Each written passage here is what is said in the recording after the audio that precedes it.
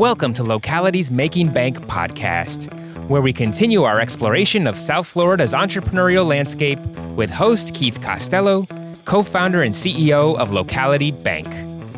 Sit back, relax, and let South Florida visionaries guide you on an entrepreneurial journey from tribulation to triumph, sharing the very stories that have shaped them. Eric Wolf, thanks for joining us on Locality Bank's Making Bank podcast. Thanks for having me. Well, we're excited to have you here. You're another one of our guests from Vistage Group 2083. So, we're very happy to have you as an entrepreneur who's got a great story, and your story is probably just getting started. Yeah, I get a feeling, right? Yeah. So we're catching you early, but you've had a lot of great early success. So, we start off usually just talking about how people grew up and their family and where you're from and that type of thing. If you want to just give us a little background on that. Absolutely. So I'm actually born and raised Floridian. I went to school at Northeast High School. Okay. So right here in Fort Lauderdale, you grew up? I didn't live in Fort Lauderdale, Okay. so I went to the magnet program. I was in the architectural magnet program. And then I went over to the business side of it. But I lived at that time. I lived in Sunrise. So most of my life, Okay. my childhood, I was in Sunrise. When I went into high school, we moved to Coral Springs. But due to the area over there, we moved quickly, and that's why I went to high school in Northeast. Then I grew up working with my father. So the business Excel that I'm now president and CEO of was my father's business that we started in '99 with a partner. Okay. And ever since I was like 10 years old, just working in the business, sweeping floors every summer, every Saturday. And, when in high school, when everybody wanted to go out, I was like, oh yeah, I'll go out till like 9 o'clock. Then I gotta, wake up at 5 and go work. But it did teach me hard work. And then went to University of Florida, realized I did not want to do construction with my hands, and started in civil engineering. University of Florida has a weed out class called physics. And so I changed over to business. Business and math was always really my passion. So I changed over to business with a specialty in finance. And at that time, I started working for Northwestern Mutual. I was doing While you were in college. Yeah, so they have a really good internship. So my junior year, sophomore to junior, I was at Northwestern Mutual in Fort Lauderdale. Was the top intern for the state of Florida that summer. Wow. They kept me on throughout the year. At which point I started getting my securities license and all the different licenses I needed. And then I was like, well, I really don't want to live in Florida. I'm going to move to somewhere else. I don't know if that's North Carolina, Texas. So that the year between my junior and senior year, I went to North Carolina for the summer for Northwestern Mutual. Ended up being the top sales in North Carolina for Northwestern Mutual for the internship. Came back and was able to find a potential partner in Texas. So when I graduated, I moved to Texas with my best friend at the time. And we were going to buy out the largest Allstate agent in Texas at which point he had 6 offices. And the deal was after 4 years, we start buying him out. Mm-hmm. My best friend fell in love. He moved back to Florida. And I was out in Texas by myself. After about a year, I sat down with the owner, and he's like, oh, you're doing really well. And he started pushing the date out a little bit more, because I started selling more. Right. And my father called me. He's like, hey, I got to retire. Do you want to come back? And I made the decision to come back and started working for Excel in 2011. Wow. And then I officially bought him out in 2016.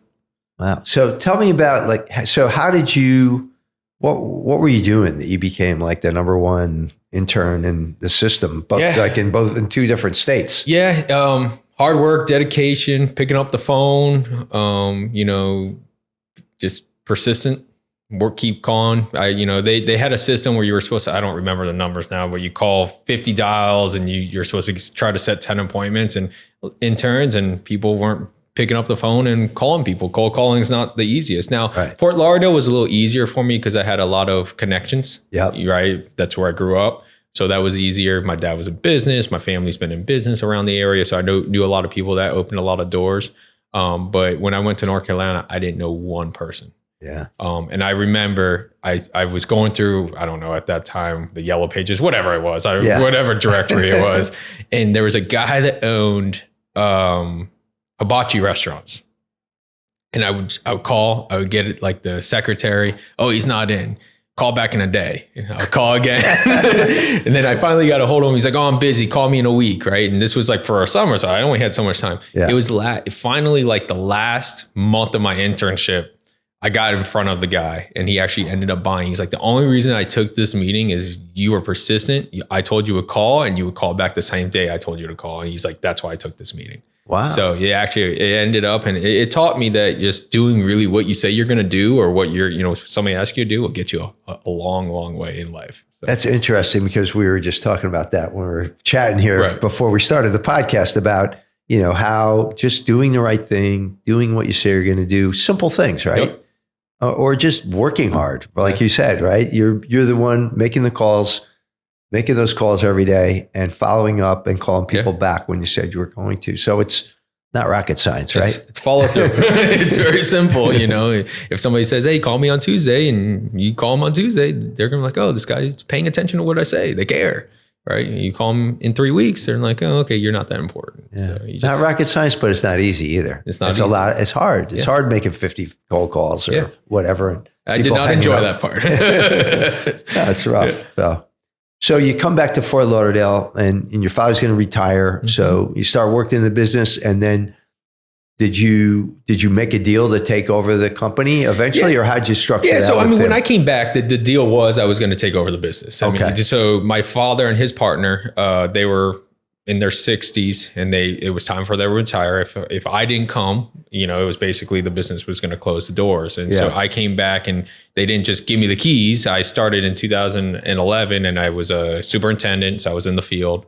Then I went to project manager. So I was in the office, and I was learning how to estimate. So I kind of went through every division per se in our company, all the way through 2016, at which point it was, okay, it's time for us to now retire. And we came up to an agreement. They were supposed to stay on for about 5 years as consultants. It ended up being about 3. I mean, they're still, I could call them today to get information, right? But we just started taking off from there. I mean, I've always had a business side of me. When I was younger, my dad would give me opportunities to, go rip up carpet, and I'll pay you to rip up the carpet. So I would go hire my friends for $6 an hour or whatever it was, and make a little bit of a spread. So I always had that, or selling candy in high school, or, different things like that, trying to make a little extra money. So I always had that in me. And then just really kind of applied, hard work, dedication, and follow through. And so when I took over, we really had one main client, which was Sunbeam Properties, at which point I knew that we needed to expand and get out. That's a pretty big company. A huge problem. I mean, they own WSVN, Channel 7. Yeah. They own over 6 million square feet in South Florida. So very, very loyal. I mean, that was my father's relationship, and we've been able to transfer it over to me and keep going with it. But since then, we've really expanded. Yeah. So it was really kind of that one relationship was driving the business, which is really risky. Oh yeah. When you have risky. one main, source of revenue. Yeah. So you came in, and then did you structure like a buyout with your father and your partner? So we had a buyout, it was over, it's over a 10-year period. Mm-hmm. Obviously I was a young guy. I was in my 20s. I took over when I was 27. Yeah. There was 4 of us when I took over. But I just had a little buyout that we kind of put on a piece of paper. Yeah, that looks good. And we went to town with it. I mean, no formal, and obviously it's family, with my father, but his partner, but I held up to everything. And honestly, it's worked out in their favor. Lesson learned, but hey, they gave me the opportunity. If it wasn't for that, I wouldn't be where I am today. Sure. So taking over a company at that age, in 27, you said? 27 is when I took over. Yeah, that's a huge amount of responsibility. So you came in, and so you had your father for advice, but who else did you lean on? Coming in at that age, and I'm sure you went to people for advice. I mean, so coming in at 27, my father had a very good name for himself. And there was a lot of our subcontractors and everybody. I basically grew up with them. Like I was out there when, guys that were running companies today were working in the field when I was a kid. So I knew a lot of the guys for my whole life. So I was able to really lean in on them. And then I had my father, of course, and then just other people in the industry. I've learned to really surround myself with everybody that's smarter than me. I don't want to be the smartest person at the table. I'm at the wrong table. And I think that a lot of people, even Vistage, when I got into Vistage, I knew a couple guys. Benjay was one of them, right? So Benjay was in NAOP. I'm active in NAOP, and he did a developing leaders forum. And during that forum, I said, hey, I'm going to call you if we can have lunch. I followed up with him. We had lunch. And during that lunch, he gave me 2 pieces of information. He's like, you need to join a Vistage group and you need to go to coach. I said, okay. And so I said, I can't bite off both of these at the same time. But I said, the first thing I'm going to do is join Vistage. So I followed through. Like I said, go back to follow through.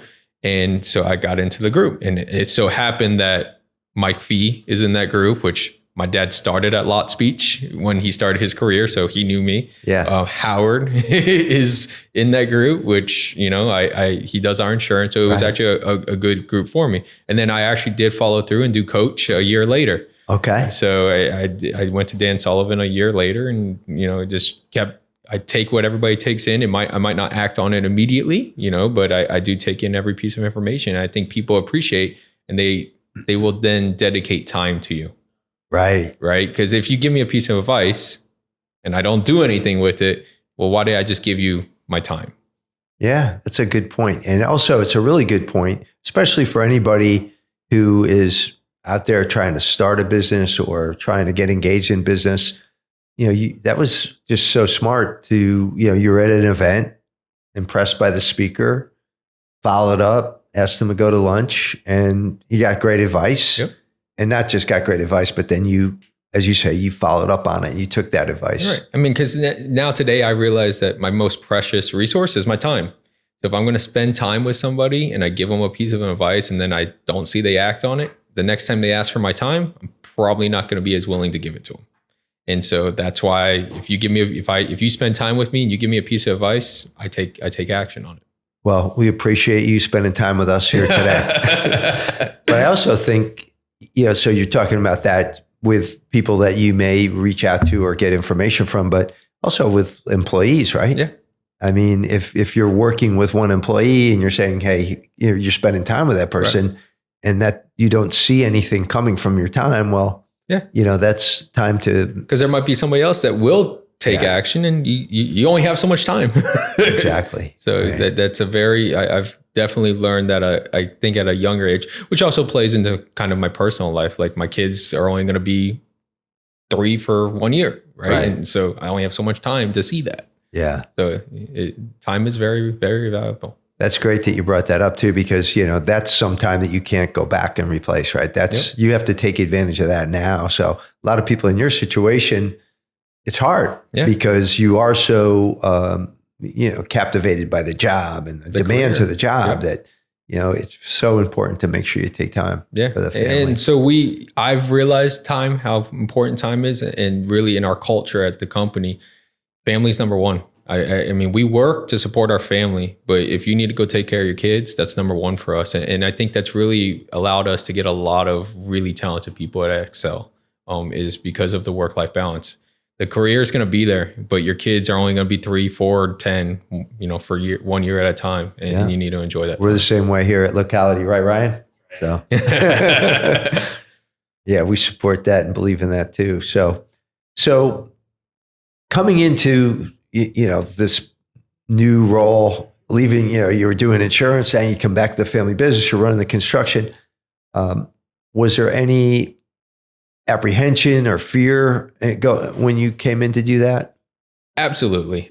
So I grew up in construction. I realized what construction is. And number one, I didn't want to work with my hands. I enjoy working with my hands, but not on the daily basis. It wasn't going to get me to where I wanted to be in life. So I did not really want to come back to South Florida and do construction. I really enjoy helping people. And so that's why I was going into financial services. I was doing financial planning and financial services. I think one of the biggest things that we don't have in our schooling system is how to balance a checkbook. What are the impacts of credit card fees and interest rates and compounding interest? And that's really what I wanted to do. When I was doing financial services, though, I realized that it was really about getting a sale to begin with, right? You got to start your career, you got to build, and you got to sell. And it wasn't what I wanted to do. So the coming back to South Florida and getting instruction, I was hesitant, but I knew that the challenge would be there. And it has been, and it would give me the ability to later in my career help people, which is what we try to do now. That's great. So talk to us about how you grew the business, because the business has grown from when you took it over substantially, right? So what has happened since you took over? So number one, diversification of clients, right? Doing what you say you're going to do and performing, I think is simple, but probably one of the biggest things that's really helped us follow through. And just when we say we're going to deliver a project, we'll deliver the project. So, standing behind your word, I think, is the biggest part of what's really helped me grow. And then secondly, just surrounding myself with, great people. I mean, Fort Lauderdale is a very tight-knit community. Even Miami and basically Tri-County, it's a very tight-knit community. If people realize that you're working hard and you're doing what you say and that they can then recommend and put their name on the line for you, that you're not going to disappoint, it helps you grow significantly. Absolutely. And in terms of, since you've taken over in terms of numbers, what is, and you don't have to give specific numbers, but if you want to say like you tripled sales. We quadrupled. So we quadrupled in revenue. Wow. We quadrupled in what period of time? So that's like, so it's been 8 years now. And so we quadrupled in revenue, more than quadrupled in support, right, of employees. Yeah. Quadrupled in stress. But we did quadruple since I took over. That's amazing. Yeah. Congratulations. Thank you. That's awesome. So as you went along and grew your business, did you have to seek outside financing or investors or anything like that? Or did you We have no debt, no financing, no outside investors, nothing. Wow. It's all natural, organic. So my mindset's very conservative. I'm I don't love debt. I stay away from debt. Yeah. I know that's not good for a bank, but so I've been very conservative with the way we grow. I'm sure, you could put fuel on the fire and grow quicker. But we believe more into the procedures and operations, making sure that, I think of it like a tree, right? If the trunk's not strong, the branches are going to start breaking and bending over. So I'm really focused on making our trunk strong and growing organically and taking on projects that we can handle before we take on something that we can't handle. So that's good advice too. So you went in and you really took a look at the procedures and operations. We didn't have any. It was a small business. There was 4 or 5 employees, and when I came back, the email for the company was at bellsouth.net. And that was like one of the first, I was like, we need a domain. Yeah. We need an email address. And so you got to remember, my father and his partner were in their 60s. I mean, that right. wasn't what they were doing. I mean, we were still getting some stuff on a fax machine at that point. Yeah. So I've really had to implement that. And when I took over, we were very small and lean, and I was project manager and estimator. And so I really leaned into technology. I mean, we were probably one of the first ones on Procore, which is a huge construction software. And it was a big investment, and I had to convince them, look, we need to spend this money or, we can't grow. And so ever since then, I've really leaned in on technology and process. Wow, that's great.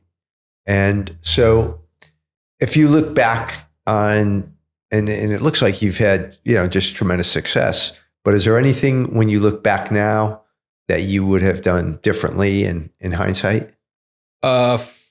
First would be micromanaging. When I first took over, I was a very micromanager. Some of the first employees were like, "Hey, Eric, we got it." I would be on every job, making sure that everything was going exactly the way I would think it needed to go. And there's many ways to get to the endpoint. The goal is to get to the endpoint, right? So I've learned probably over the last 6 to 7 years that, give your people, if you trust your people, give the people the power to do what they need to do, and they will get to the end point if you have the right people in place. It's really, it's who, not how, which I'm sure we'll talk about books, but putting the right people in place and putting them, where they need to be, that they can succeed, will make you get better, quicker, and stronger, faster. So when I first took over, I was micromanaging, trying to do it all myself. Very similar. I mean, my father he controlled the field, so he would oversee all that. And so I might have learned some of that from him. Now I've backed off. I still have little pieces of it here and there, but I've given a lot of power up.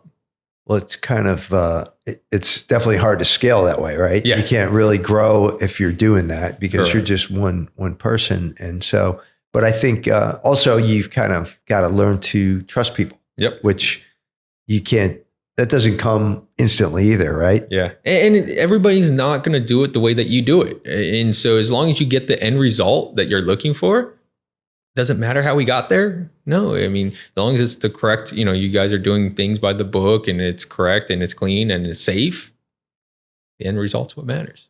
Absolutely. Well, I guess from a standpoint of involvement, you mentioned you're involved in NAIOP. Mm-hmm. Any other organizations that, like and Vistage you mentioned Right. as well, which we've had a lot of people who from our Vistage group, but also other Vistage members. Yeah. It's common, or EO or YPO or these other organizations that are kind of mastermind groups. But any other organizations that you found really valuable? Oh, we're getting more into like CASF, but really I'm heavily involved into NAIOP. Vistage has probably added the most value as a CEO for me.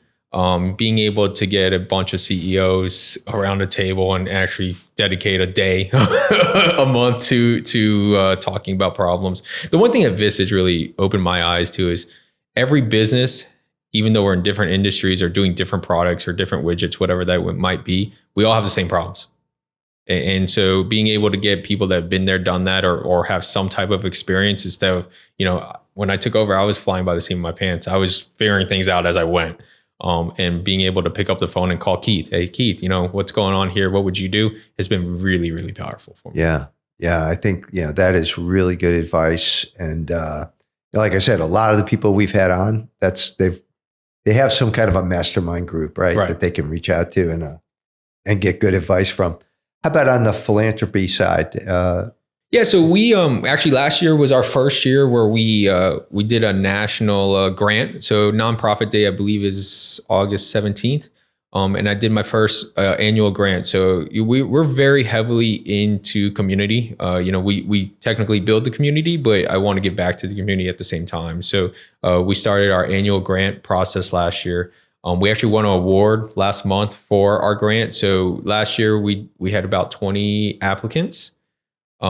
Which we chose Flight, the Flight Center. Oh, yeah. Great and charity. so we were able to, they just moved into Palm Beach. They took over a very old, it was actually a church, took over an old church building. And so if you know much about Flight, they do counseling, and the counseling room just wasn't open and friendly and inviting. So we were able to, through our sub trades and everything else, our $15,000 grant, which is what we pledged towards the first grant, ended up being about a $50,000 project. Wow. And a lot of our partners helped out with that. And we won the Building Bridge Award last month from Flight. Wow, so that was very great. Cool. But we do a lot of stuff with kids. Just personal history and some things with kids that it really touches home for me. So we help a lot with the communities and kids. My mom was a school teacher. So she's got to see a lot of things going on in the community. So we try to help out as much as we can with kids as well. And pets, dogs and cats and all that different things. So. Yeah. Well, that's great. Yeah. So what does success look like for you? So success to me today is really having control of my time. If I could have control of my time and do what I want to do when I want to do it, that would be success to me. Now, business, right, is a different story. So business is growing our business, becoming I don't want to say the household name because we don't build residential, but the household name, and being just that contractor that people can trust, right? And they know that if they reach out to us, their project will be handled.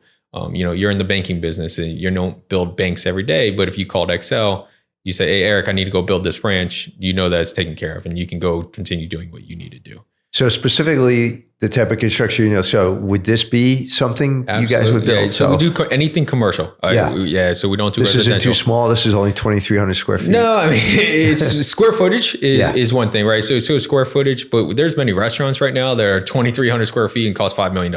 Yeah. We're actually looking for more unique, projects and getting our hands kind of, have architects on board and everything else. So getting our hands dirty and really building something that's unique. And, yes, I love boxes. We do very well in, doing large commercial, 300,000 square feet. But I like building different things. I don't want to do the same thing over and over. Sure. So so in terms of the clients you work with, it's a wide range. Is there a specific, would you say you have a specific client type that would be best? So we look for repeat clients or referral sources. I mean, so if we don't look for the one hit wonders, it's not what we're looking for. We're looking for long-term relationships. We work with a lot of developers, all the big names in the developing industry. We've been known in the industrial world or the big box world for a while. That's how my father started. But we're really getting into other markets. I mean, we built some really high-end showrooms. We're going into multifamily. So that's how I'm diversifying and growing. Okay. If I start doing the same thing over and over, there's only so much land in South Florida. Right. So are you just South Florida or do you go outside? No, we're this year we plan to go into Central Florida. Okay. Yep. So we'll go into Central Florida and see what the future brings. Yeah. Good. So does that require opening an office or? We haven't decided if it's going to be Orlando, Tampa, somewhere in the middle. But so that right now we've gone all the way up to Riviera Beach, which is a good distance from here, about an hour and 20 minutes from here. And that we just finished up a building up there. So we go all the way down into Miami. But we are looking to now have another service location out of Central Florida. Oh, that's great. So for the future for Excel, what are your plans?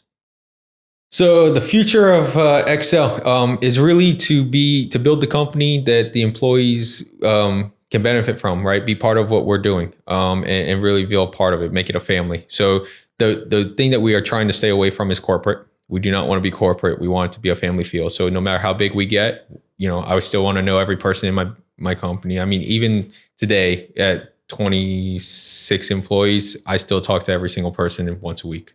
I'll call them in the morning or, in the evening and still check in with them. I don't like the corporate feel. And most of our employees are running away from that corporate feel. Wow. That's impressive. Yeah. I try to do that. we got maybe a few more. We got like 34 maybe, but that's something that I try to do, but like that often, that's commendable. Yeah. Checking in with people. I think that's really great. It might not be able to do it if we get to 50 or 60, but it is a goal. And at least know their names and, know their family and go to the events with them. So that's good. Are you hiring now or are you? Yep, we are hiring. Yeah. Okay. We are hiring. We're looking for a clerical position and an estimator. Okay. Yeah. Continue growing. You can't stop even if the market's slow. I might send my son over to work for you. Bring him on. But you got to put him out in the, in the give field. Him some tough stuff to do. Yeah, he needs to be broken in. Get the lesson I got. Yeah, exactly. Yeah, he's had too cushy of a life. That kid. Yeah. All right. So thanks. Anything else you want to add, Eric? This has been great. No, I mean, it's the biggest thing that, that's helped me. And, people say I've been successful. I don't look at it yet. I'm still young. I think I got a long way to go is, just really do what you say you're going to do, follow through and be honest. Misleading is not what we do. We lose jobs sometimes because I won't mislead. I'll just tell them what it is. And I'll go back and check with the clients later. Like, yeah, you were probably right about that. But I lost the job. You're already pregnant once you'd sign the contract. So just be honest and do what you can do.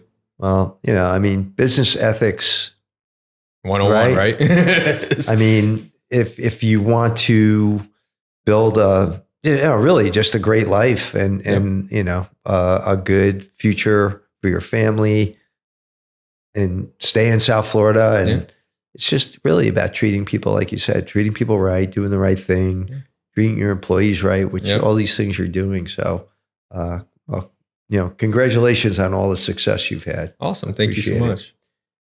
So now we're going to go to the lightning round. Okay. So we're going to ask you a few just quick answers. And so what is your favorite book? Who Not How, which I mentioned earlier. It really opened my eyes to the perception of you can't do everything. You become a bottleneck. And it's not how to do something, it's who can help you do that. And over the last year to two, especially with Vistage and everything else I've done, Eric, stop trying to do everything yourself. You got to bring other people in and surround yourself with people that can help you. You're not an expert in everything. Yeah. And that was through Strategic Coach, right? Yes. That's the guys from Dan Sullivan. And, yep. Yeah. You have a favorite song that motivates you? I like all kinds of music, one song, like you're driving your car, you got to get psyched, you're going, you got a deal, you got to close or something. What would it be? I don't go to a particular song, to be honest. No. I listen to all types of music. I mean, when I was a kid, my father listened to the old country song, like Hardworking Man or Friends in Low Places. Those are good songs, they're classics. But I listen to everything. I really do. All right, fair enough. What's the best piece of advice you ever received? Best piece of advice I ever received, probably from my father. Do what you say you're going to do. That's it. It was very simple. Do what you say you're going to do. If we talked about many times, if you say you're going to do something on Tuesday, you do it on Tuesday, or you communicate. There's a reason that things come up. Right. But do what you say you're going to do. Good. How about AI? Are you scared of it, or are you optimistic about it? I'm a little scared of it. I think that there's a lot of things in AI that the general population, or even myself, we don't know what AI is going to do or what it can do. And I see where it can start eliminating jobs. I see, they say it's going to create jobs, right? Because they're creating AI. But I also see that, if AI is so efficient, it's going to eliminate a lot of the middle class jobs. I think I am hopeful for it, that I think it's powerful and it will make us more efficient. But I don't know exactly, who's creating AI and why is it being created. Still a lot to figure out about it. Yeah. If you could have dinner with anyone living or dead, who would it be? Probably be Elon Musk. Interesting. Not that I believe in everything he says or does, but he's very edgy. He's very smart. He pushes all the limits. And he's not afraid of risk. I mean, he's gone out on the edge on everything. Yeah. And, not that everything's turned to gold for him, but he's been very successful. And it just, that mindset is very, really powerful. Interesting. Did you read that book? No, I have not. That's a good one. So I read it. His, the Walter Isaacson biography is great. Okay. So if you're an Elon Musk fan, I would recommend it. What's your favorite local restaurant? I do like Eddie V's. Eddie V's, Eddie V's is good. I do like my Brazilian steakhouses, like Chima, one of those places as well. Well, yeah. Well, I know we spent time in the summer up in Banff, and it was snowing in the middle of July. Yeah. Other travel destinations that are on your bucket list? That's one thing I love. I love to travel. So if you ask I've been a lot of places. If you ask for my bucket list right now, Africa, I want to do an African safari. That's definitely on my bucket list. I want to go to Australia, or Fiji, but those flights are just way too long for me right now. Yeah. But yeah, we do a lot. I travel. I try to travel probably monthly. It might just be a little weekend or something here, but I do try to travel quite a bit.